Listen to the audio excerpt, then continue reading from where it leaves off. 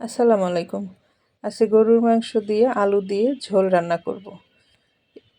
যারা ব্যাচেলর মানুষ, চাকরিজীবিত মানুষ, তারা শর্টকাট করে কিভাবে রান্না করবেন সেজন্য আমি বলতেছি।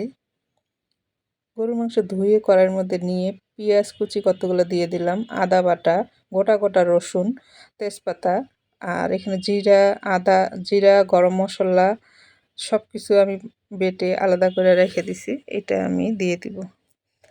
আর আপনাদের হাতের কাছে যদি বাটা মশলা না থাকে আপনারা গোটা গোটাই দিয়ে দিতে পারবেন। দিয়ে শর্টকাট করে খালি মাইখা মুখে বসাই দিতে হবে।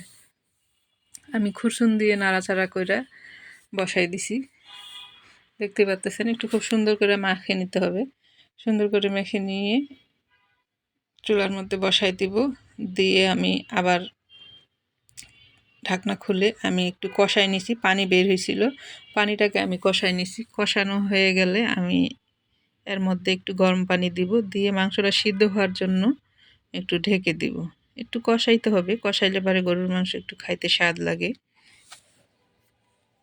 তো একটু গরম পানি দিয়ে আমি একটু ঢাকনা দিয়ে ঢেকে দিব মাংসটা একটু সিদ্ধ হওয়ার জন্য। গরুর মাংস এত কোনো মশলা দিতে হয় না, অল্প মশলা দিয়েই কিন্তু রান্না করা হয়।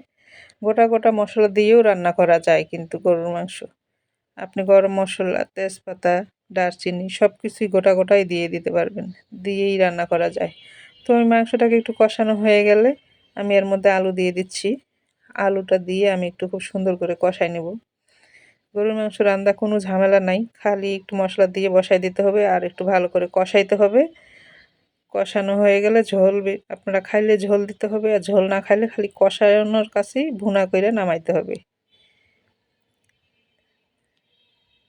তো দেখতে পাচ্ছেন আমি একটু আলু দিয়ে খুব সুন্দর করে কষাচ্ছি। কষানো হয়ে গেলে আমি এর মধ্যে ঝোল দিয়ে দেব।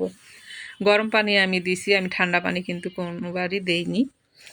তো একদম পরিমাণ মতো আমি ঝোল দিলাম। আলুটাও সিদ্ধ হয়ে যাবে আর মাংসও সিদ্ধ হয়ে যাবে, আর যতটুকু ঝোল রাখার অতটুকু ঝোল রেখে বন্ধ করে দিতে হবে।